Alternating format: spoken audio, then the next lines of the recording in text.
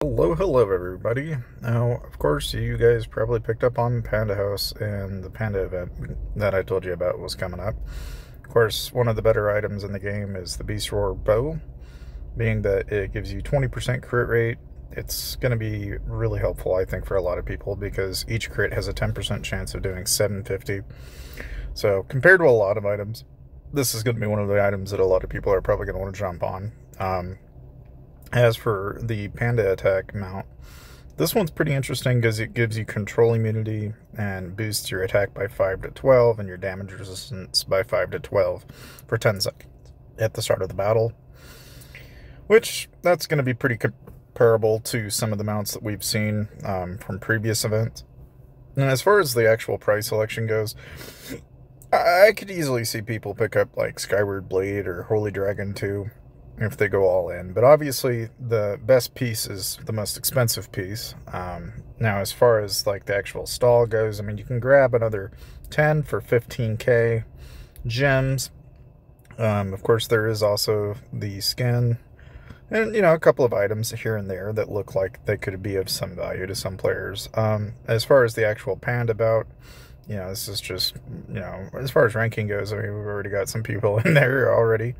But I mean, as far as the feast goes, the main thing here is, you know, again, another opportunity to grab the new PAL there, if that's an option that you want to go after. So that's an option.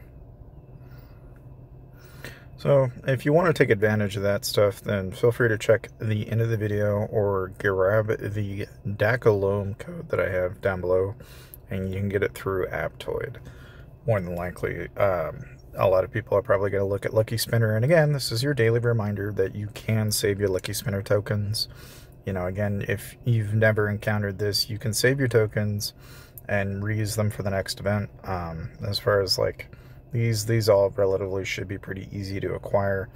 You just basically need to run lamps, do your events, do your arena, you know, go through, do some PAL draw, do some skill draw, do your fruit offerings, and get all those extra tokens, and obviously share the game and you'll get all those extra tokens that you can then use. Once you've got 500 guaranteed, you can get yourself a mount.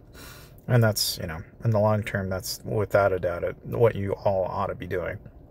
Outside of that, though, you guys probably also see that the event spending event is still going. So, you know, again, if you want the Floral Panda, you know, you can take advantage of the 30% off discount as well. If you want to grab like a $100 pack, you know, you're going to get basically 30 bucks off. So there's a lot of that.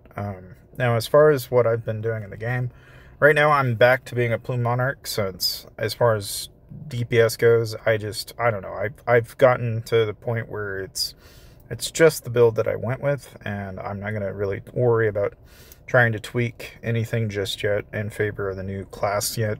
I mean, there are some chances that I may at some point build over to it, but it's one of those things that it takes quite a bit to get to that point, and I don't see any advantage of going down that rabbit hole, really. It's just not there yet.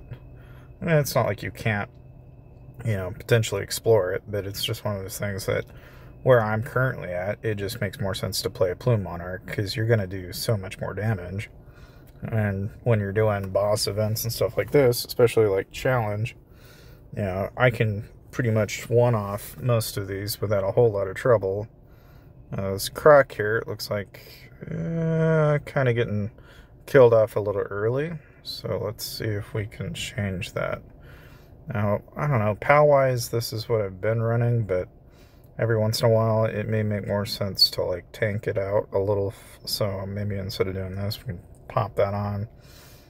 I don't know if the stuns here really hurt so much. I mean, I might find, instead of like, say, doing disarm, I'll try doing blitz and see if that helps. And give that a go. See how well that works. Yeah. You know, and that's just about changing skills around and just kind of adjusting as needed. But yeah, I mean, that's really about all I've been up to, guys. Hopefully that was somewhat helpful for you, though, and I'll see you guys next time.